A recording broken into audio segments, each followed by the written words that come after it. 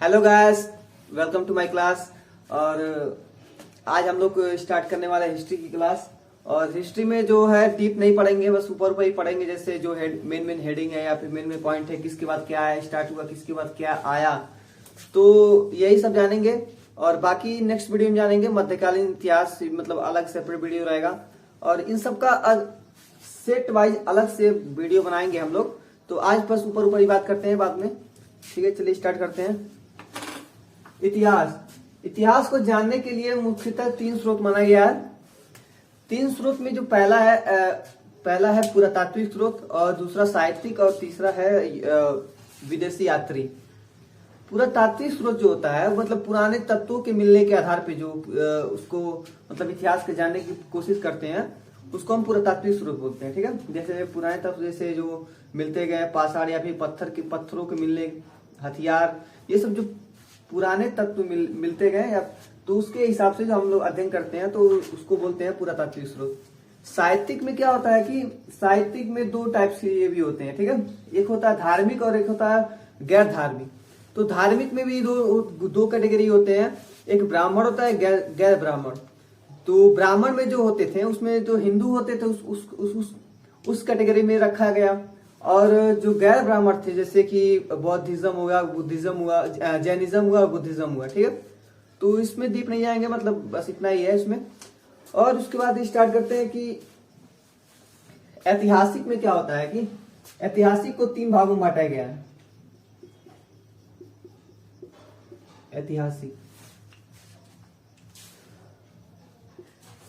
ऐतिहासिक को तीन भागों में बांटा गया है। एक होता है प्रागैतिहासिक, एक होता है आद्य ऐतिहासिक, और एक होता है ऐतिहासिक।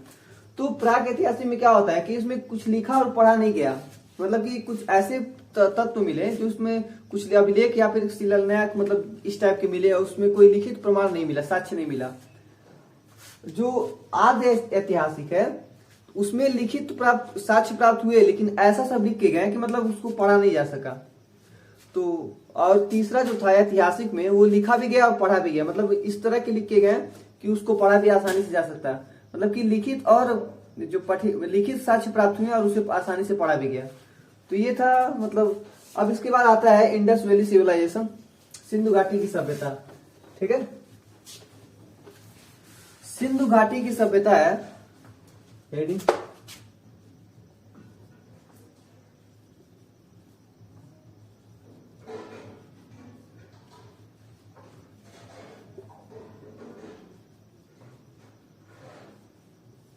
इसको इंग्लिश में कहते हैं इंडस वैली सिविलाइजेशन। इसकी जो खोज की थी वो 1921 में दयाराम साहनी एक नाम का थे, जो विशेषज्ञ थे, उन्होंने इसकी जो खोज किए थे। ठीक है, मतलब ऐसा माना जाता है, मतलब खोज तो बहुत लोग ही किए थे, लेकिन इनका जो नाम था दयाराम साहनी का जो नाम ही सामने आता है। उसके बाद 1947 में जो एक विश्वविद्यालय में एक प्रोफेसर थे जिनका नाम था विलार्ड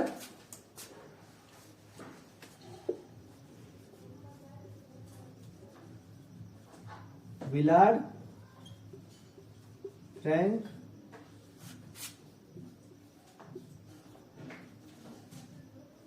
लिब्बी। ठीक है, इनके द्वारा और एक और इनके साथी, मतलब इनके जो साथी हैं उन लोगों ने मिलकर एक इन्वेंट किया, जिससे ये पता लगाया गया कि इंडस वैली जो सिविलाइजेशन है इसका जो सन है वो कब से कब तक रहा। तो उस खोज का जो नाम था, उस आविष्कार का नाम था रेडियो कार्बन C14। ठीक है, क्या था? रेडियो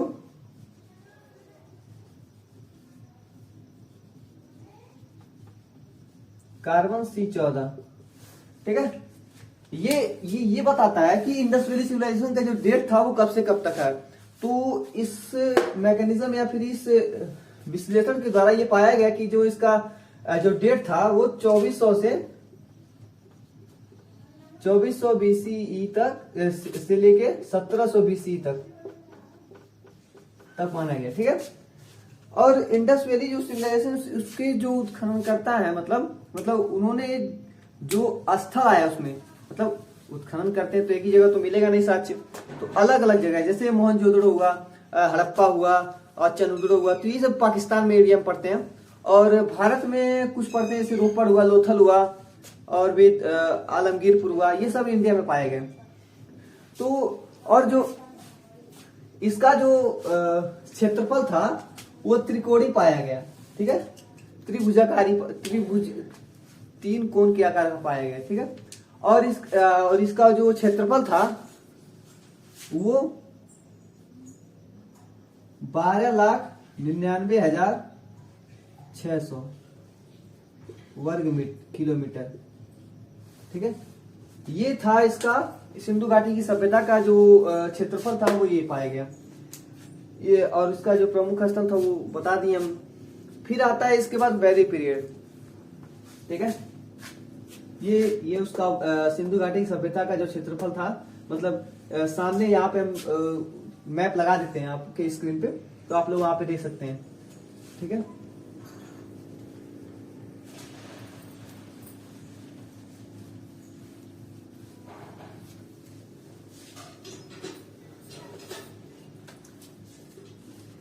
अब बात करते हैं हम लोग कि इसके बाद आता है वैदिक पीरियड, ठीक है। वैदिक पीरियड, ठीक है। इसका डेट जो था वो था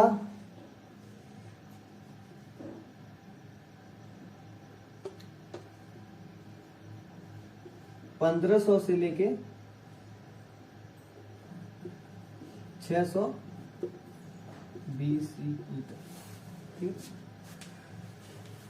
वैदिक पीरियड को दो भागों में बांटा गया है। आइए पहले इसके बारे में चर्चा करते हैं हम लोग। इसको जो 2 भागों में बांटा गया है, पहला है ऋग वैदिक पीरियड,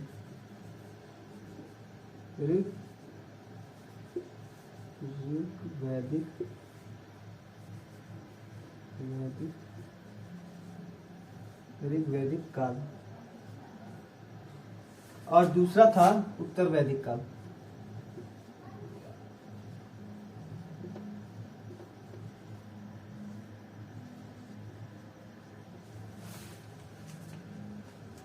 ऋग वैदिक काल का जो समय था उसको भी देख लेते हैं हम लोग।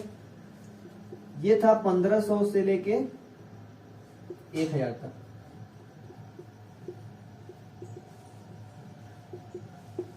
और इसके बाद को जो बचा हुआ था वो उत्तर वैदिक काल था, 1000 से लेके 600।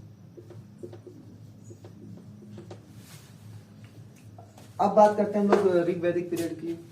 तो ऋग वैदिक पीरियड जो है वो इसका वर्णन जो दिया है ऋग्वेद में किया गया है, और ऋग्वेद उसी के नाम पे इस काल का नाम पड़ा ऋग वैदिक काल। और ऋग्वेद में ही सारे चीजों का वर्णन किया गया, जैसे आर्यों का वर्णन किया गया, सप्त सिंधवी, मतलब कि आर्यों की जो निवास स्थल था उसका नाम सप्त सिंधवी, मतलब ऋग्वेदिक में लिखा गया है। और ऋग्वेद में जो है यमुना नदी का जो उच्चारण है, या फिर यमुना नदी का प्रयोग 3 बार किया गया और गंगा का 1 बार किया गया। तो ऋग्वेदिक में जो सोसाइटी थी वो इक्वल थी, मतलब इसमें वर्णों का विभाजन नहीं किया गया था, ठीक है। और जिसके कारण जो इसमें जो मैक्सिमम लोग थे वो आर्य मतलब प्रजाति के थे, या फिर आर्य वर्ग के थे। और आर्यों का जो प्रमुख भाषा जो थी वो संस्कृत में थी। और ये संस्कृत भाषा मतलब क्यों लिया गया, क्योंकि ऋग्वेद में मैक्सिमम जो लैंग्वेज है वो संस्कृत भाषा में पूरा मतलब दिया है ऋग्वेद में। तो जिस कारण ये जो ऋग्वैदिक काल है, ऋग्वैदिक काल में ही ऋग्वेद का, या फिर ऐसे कह सकते हैं कि ऋग्वेद में ही के कारण ही ऋग्वैदिक काल का जो मतलब उसमें व्याख्या किया गया है। तो और ऋग्वेद का जो है सबसे प्राचीन ग्रंथ भी है, ये भी आप जानते हैं, क्योंकि ये सबसे पहले आया 1500 से 600 के बीच में आया। और जो यजुर्वेद, सामवेद और अथर्ववेद है वो उत्तर वैदिक काल में आया, यानी कि 1600 के बीच में आया। ऋग्वेद में जो विवाह का जो इसमें क्या था, ऋग्वेद में विवाह के कई टाइप्स थे। जैसे कि पहला था ब्रह्म विवाह था। तो ब्रह्म विवाह का मतलब कि जो आजकल का जो ये बोलते हैं अरेंज मैरिज, माता पिता के इच्छा अनुसार जब शादी होती थी तो उसको कहते थे ब्रह्म विवाह। और गांधर्व विवाह लव मैरिज को कहते हैं, मतलब लव मैरिज को उस समय गांधर्व विवाह कहते थे। और एक और था राक्षस विवाह था। राक्षस विवाह ये था कि लड़की के बदले घर वालों से उसके पैसे से खरीद लेना, मतलब लड़की को इच्छा के अनुसार शादी करना, घर वालों को उसके पैसे देकर लड़की को खरीद कर उसकी शादी करते थे, उसको राक्षस विवाह की श्रेणी में रखा गया था। और एक और था कि किडनैप करके, मतलब कि लड़की को किडनैप करके अगवा करके उससे शादी करते थे, तो उसको एक और नाम दिया गया था उसको राक्षस विवाह। और जो इसके पहले बोले थे कि खरीद के देते थे उसको बोलते थे असुर विवाह। ठीक है, तो इस तरह के कई टाइप्स थे उसमें, असुर विवाह और राक्षस विवाह। अब बात करते हैं हम उत्तर वैदिक पीरियड में, और ऋग वैदिक में ही सब कुछ वर्णन किया गया। जैसे क्या बोलते हैं, वितिस्ता नदी, वितिस्ता को क्या बोलते हैं, झेलम नदी को वितिस्ता बोला गया। देखिए, झेलम नदी को ऋग्वेद में क्या लिखा गया, झेलम नदी को वितिस्ता, और चेनाब नदी को अस्कनी।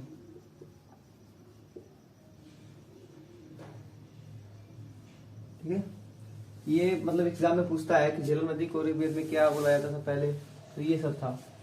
उसके बाद इसमें 16 संस्कार भी इसी में था ऋग्वेद में। अब आता है इसके बाद उत्तर वैदिक पीरियड, जिसमें सब कुछ मतलब उल्टा पुल्टा कर गया। इसमें कास्ट को डिफाइन कर दिया, वर्णों का विभाजन कर दिया गया, जैसे कि ब्राह्मण, वैश्य, शूद्र और क्षत्रिय। तो उसमें जो था ब्राह्मणों को बहुत सर्वोच्च माना जाता था। क्यों? क्योंकि जो उपनिषद और वेदों को जो पढ़ाते थे उस समय उनको ब्राह्मण कहा जाता था। लेकिन ये भी था उसमें कर्म के आधार पर मतलब वर्णों का विभाजन किया गया था। अगर आप क्षत्रिय हैं, मतलब राजा महाराजा को क्षत्रिय कहा जाता था, तो अगर क्षत्रिय हैं आप और उसके बेटे, अगर उसका बेटा हुआ, तो अगर उसको क्षत्रिय या फिर भाला चलाना नहीं आता, लेकिन वो उपनिषद और वेदों का ज्ञाता है या फिर ज्ञान देता है, तो उसको उस समय क्षत्रिय न कहकर उसको ब्राह्मण की जाति मतलब श्रेणी में रखा गया था। ठीक है, और उत्तर वैदिक पीरियड में ही यजुर्वेद, सामवेद और अथर्ववेद की रचना हुआ, और कई उपनिषद भी इसी में लिखे गए। उपनिषद क्या होता है कि वेदों का कंक्लूजन, तो जैसे आप इंग्लिश में पढ़ते होंगे कि कोई स्टोरी दिया होगा, लास्ट में कंक्लूजन लिखा होगा।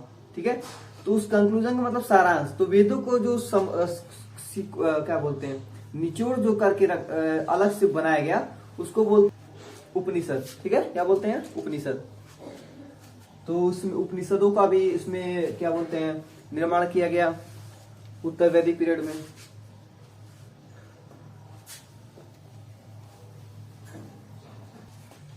अब देखिए, कॉपर एज से आयरन एज पे जाने पर क्या मिला, जो कृषि एग्रीकल्चर का एक्सपेंशन हुआ, कुरु मत मतलब कि लोहे का मिलना स्टार्ट हो गया। ठीक है, कॉपर एज से आयरन एज पे जाने पर पहले कॉपर मिला, उसके बाद आयरन एज में जैसे जैसे आगे बढ़ते गए जो खेती बाड़ी मतलब विकसित हुआ, और लोहे का मिलना भी स्टार्ट हो गया। ठीक है, तो ये था वैदिक पीरियड था। और इसमें जो कुरु मत्स्य पांचाल जो थे वो इसी में सब लोग उभरते गए।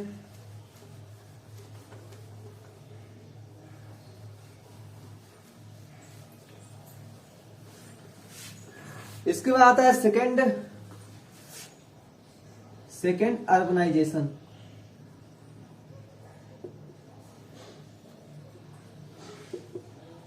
सेकेंड अर्बनाइजेशन में दो सबसे बड़े धर्म का उदय होता है, जिसको जैनिज्म और बुद्धिज्म के नाम से जाना गया। जैनिज्म जो था वो बुद्धिज्म से भी मतलब पहले आया था, और चलिए लिख लेते हैं यहाँ पे, जैनिज्म और बुद्धिज्म।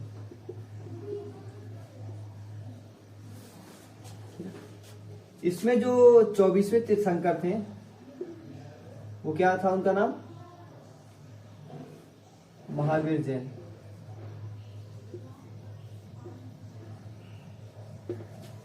और बुद्धिज्म के सिद्धार्थ, जिसको गौतम बुद्ध के नाम से जानते थे।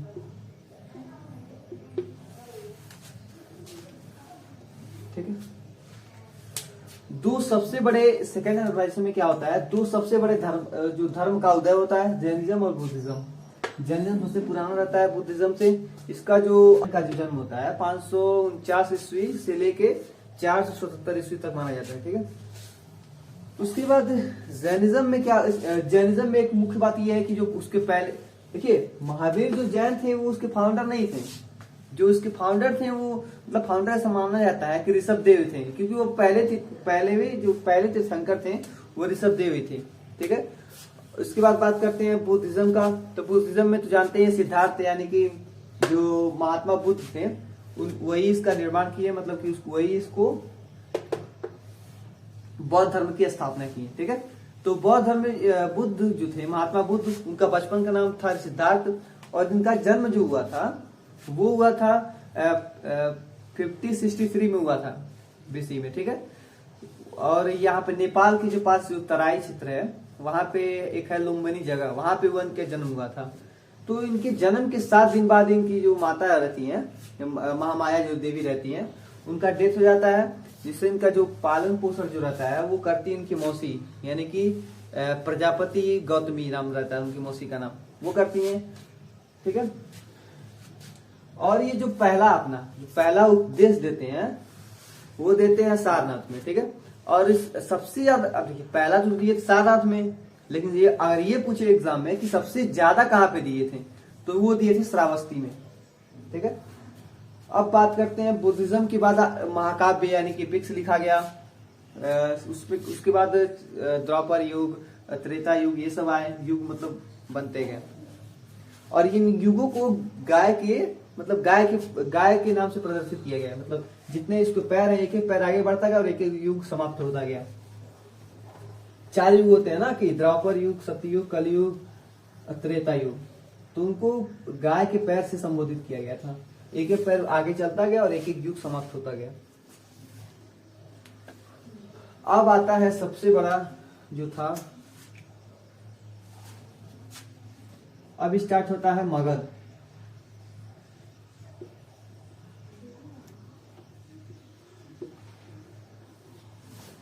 मगध जो आज का बिहार है, पहले वो मगध के नाम से जाना जाता था।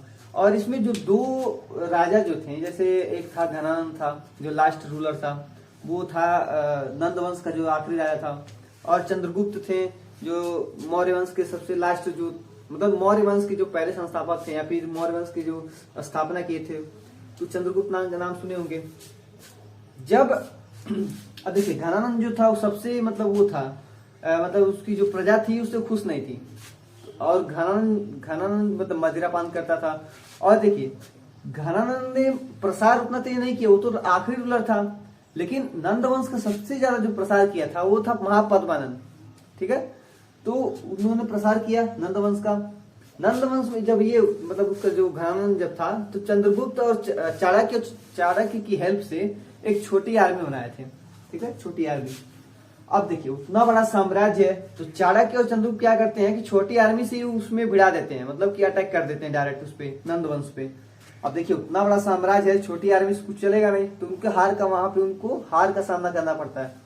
फिर चाणक्य सोचते हैं और चंद्रगुप्त बुलाते हैं, उनसे ये कहते हैं कि अब जो अटैक डायरेक्ट हम लोग हमला नहीं करेंगे उस पर, उनके छोटे छोटे पार्ट, मतलब उनके छोटे छोटे रिलीजन को हमला करेंगे और उनको जीतेंगे और अपने में मिलाते जाएंगे।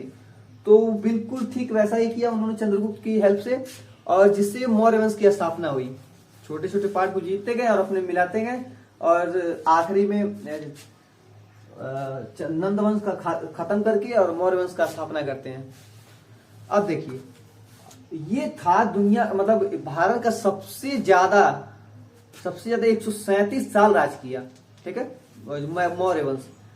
अब मौर्य वंश के बाद आते हैं अशोक, अलेक्जेंडर आते हैं। उसके बाद अलेक्जेंडर क्या करते हैं कि जो राजा उस समय जो राजा थे अलेक्जेंडर की साइड के, ग्रीस से आया था, तो उस समय जो राजा थे राजा पोरस। ऐसा माना जाता है कि राजा पोरस की हार होती है, लेकिन ऐसा नहीं होता है। राजा पोरस और जो अलेक्जेंडर के बीच युद्ध होता है वो ड्रा मैच होता है, मतलब ड्रा हो जाता है किसी कारण। तो पाकिस्तान को जीत कर वो वापस अपने एरिया में जाना चाहता, जैसे जहां से आया था। तो रास्ते में उसकी मृत्यु हो जाती है और उसका जो गवर्नर रहता है सेलुकस, वो भारत पे मतलब रह जाता है वापस, मतलब यही रह जाता है, उसको छोड़ के चला जाता है। अब देखिए मौर्य वंश में जब मौर्य वंश के बाद बिंदुसार आते हैं। देखिए बिंबिसार जो थे वो थे हर्यंक डायनेस्टी के, जो दुनिया की सबसे प्रॉपर डायनेस्टी थी, उसका नाम था हर्यंक डायनेस्टी, जिसके राजा थे सॉरी कुछ टेक्निकल इशू था, मतलब आवाज था बाहरी। तो चंद्रगुप्त के बाद आते हैं बिंदुसार, ठीक है, बिंबिसार नहीं। बिंबिसार जो थे वो हर्यंक डायनेस्टी के थे, ठीक है, जिनके राजा जो थे वो बिंबिसार थे। चंद्रगुप्त के बाद आते हैं बिंदुसार, और बिंदुसार के बाद आते हैं अशोक। तो अशोक, बिंदुसार नहीं चाहते थे कि वो अशोक राजा बने, मतलब उतना हेट या फिर घृणा करते थे उससे। तो कुछ समय बाद जब उनकी मृत्यु जाती है तो किसी कारण मतलब अशोक ही राजा बनते हैं। अच्छी बात यह है अशोक कितने मतलब महान थे कि वो अफगानिस्तान तक जीत गए थे, वो चाहते पूरी दुनिया पे राज करते हैं, ठीक है। लेकिन एक युद्ध होता है कलिंग का युद्ध, ठीक है, आप लोग सुने होंगे कलिंग का युद्ध। कलिंग ये पड़ता है उड़ीसा साइड में, और इस युद्ध में इतना खून बहता है, इतना खून बहता है, जिससे जो अशोक हैं वो मतलब एक भयभीत हो जाते हैं इतना खून देख के, और वो ये सब छोड़ के बौद्ध धर्म अपना लेते हैं। और ये कहते हैं कि अब जो प्रसार होगा वो अब जिससे लड़ाई के आधार पर नहीं होगा, धर्म के प्रसार के आधार पर होगा। तो वहां से ये अपना धर्म परिवर्तन कर लेते हैं और यहाँ पे बौद्ध धर्म शामिल करके वो बौद्ध धर्म के संगत में मतलब विस्तार में लग जाते हैं। अब उसके बाद क्या होता है, अब देखिए जैसे जैसे मौर्य वंश के नीचे मतलब उस राजा बनते गए, वैसे वैसे उसके पतन का जो डेट था वो पास आता गया, क्योंकि 321 में ही वो स्टेब्लिश हो गया था। मौर्य वंश 321 में ही मतलब स्थापना हुआ था, और 185 तक 137 वर्ष, मतलब डाटा कुछ नहीं होगा लेकिन इसको याद रखिएगा, 137 साल तक राज करता है मौर्य वंश। लेकिन लास्ट राजा जो रहता है बृहदत्त, जैसे अब देखिए जैसे अब स्ट्रगल करके जो आया रहेगा उसको तो अपने पद का मतलब इज्जत या वैल्यू रहेगा, और उतना परिश्रम भी किया रहेगा, तो वहां पे स्ट्रांग था, मतलब पीक डेट था। जैसे जैसे उसके जो बेटे आते गए तो उनको सब मतलब बना बनाया मिला था ना साम्राज्य पूरा। अब पैदा होते ही उसको राजा बन गया, उसको क्या चाहिए, उसको कोई युद्ध करना नहीं रहता है। तो वहां से वो मदिरापान करते गए और उनके पतन का कारण बना। मौर्य वंश का ही एक रहता है मिलिट्री जनरल रहता है, जिसका नाम था मिलिट्री जनरल रहता है, उसका नाम रहता है कि पुष्यमित्र सुंग, ठीक है। पुष्यमित्र सुंग जो रहता है वो इसका मिलिट्री जनरल रहता है। तो वो क्या करता है, बृहदत्त को मार के और अपने राजा बन जाता है, क्योंकि उसका पता था कि जो मेरा राजा है वो अब कमजोर है, या फिर जो मौर्य वंश का पीक डेट खत्म हो गया, मतलब पतन का कारण हो गया है। तो वहां पे उसको मारकर और अपना राज स्टार्ट करता है, सुंग अंपायर, ठीक है, सुंग साम्राज्य का स्थापना करता है। इसके बाद आता है गुप्ता अंपायर।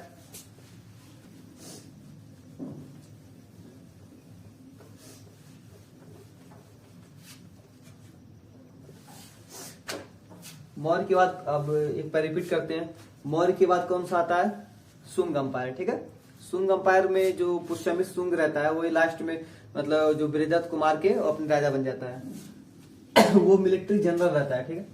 अब आता है इसके बाद गुप्ता अंपायर, ये भारत का दूसरा सबसे बड़ा साम्राज्य था, ठीक है, गुप्ता साम्राज्य, गुप्त वंश।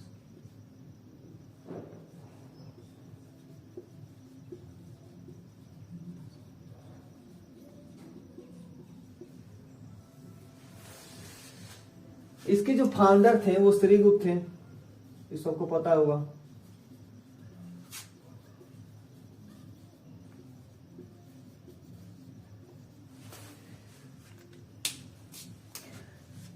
गुप्त वंश की स्थापना कौन किया था, श्रीगुप्त, ठीक है। अब क्या बोलते हैं, गुप्त अंपायर में ही सारे जितने बड़े बड़े स्कॉलर्स हुए, जैसे आर्यभट्ट हुए और कालिदास हुए, और जैसे विष्णु शर्मा हुए, ये बड़े बड़े स्कॉलर्स प्रोड्यूस होती है इसमें, गुप्त वंश से प्रोड्यूस हुए। ठीक है, एपिक्स भी इसी में लिखे गए, महाकाव्य जो वगैरह थे उसी में, मतलब गुप्त अंपायर में जितने भी स्कॉलर्स थे इसी में पैदा हुए।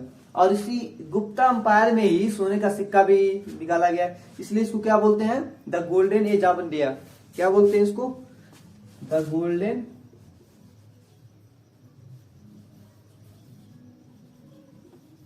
As of India. ठीक है, इसमें एक नाम आता है चंद्रगुप्त फर्स्ट। चंद्रगुप्त फर्स्ट जो थे वो पहले रूलर थे जो बिहार के राजा को हराकर अपने मिलाया था। और वहां की जो राजकुमारी थी, कुमारी देवी नाम था, लिच्छवी की प्रिंसेस थी, उनसे जो शादी करते हैं और जिससे दहेज के रूप में इनकी पूरा लिच्छवी इनको दे दिया जाता है। इसके बाद आते हैं समुद्रगुप्त। समुद्रगुप्त को आप जानते ही होंगे, वीणा वादक, मतलब समुद्रगुप्त को वीणा वादक बोला जाता था, मतलब वीणा बजाने का इनका शौक था। और इसको the great expensive of India के नाम से भी जाना जाता है, the great Napoleon of the India के नाम से जाना जाता है। ठीक है, ये था समुद्रगुप्त के बारे में। अब आते हैं इसके बाद वो रामगुप्त जो रहते हैं, इतने बड़े नपुंसक राजा रहते हैं कि जब पता चलता है कि जो हुड़ है वो हमला किए हुए हैं, हुड़ जो इन्वेट किया था उस पे, तो ये गुफा में जाकर छिप गया था। ठीक है, तो इतना नपुंसक था कि वो पता चला कि जब हुड़ हमला करने वाला तो ये छुप गया था। उसके बाद आते हैं चंद्रगुप्त द्वितीय आते हैं, चंद्रगुप्त सेकंड आते हैं, और हुड़ों से बचाकर हम प्रजा का रक्षा करते हैं, जिससे उनको राजा बनाया जाता है। तो गुप्त अंपायर में उसके बाद आते हैं क्या बोलते हैं, चंद्रगुप्त सेकंड। ठीक है, ये था गुप्ता अंपायर। इसके बाद जो मराठों का उदय हुआ, और जैसे राजपूतों में जैसे पृथ्वीराज चौहान हुए, तो ये अब मध्यकालीन भारत में आ जाता है। ठीक है, तो आगे ये सब बात बाद में करेंगे। आज के लिए बस इतना ही, लंबा वीडियो हो जाएगा तो अपलोड करने में दिक्कत होगी। तो अब नेक्स्ट वीडियो में ये समझेंगे कि जो अरब देश वाले जो थे वो भारत पे कैसे इन्वेट किए, मोहम्मद बिन कासिम 712 में कब कैसे आया और किस पर्पज से आया। उसके बाद मोहम्मद गौरी कब आया, मोहम्मद बिन कासिम मतलब मोहम्मद गौरी आया, उसका जो दास था कुतुबुद्दीन ऐबक, कैसे भारत पे राज किया। ठीक है, ये सब चर्चा बाद में करेंगे। आज के लिए बस इतना है, तो के लिए बाय बाय, गुड।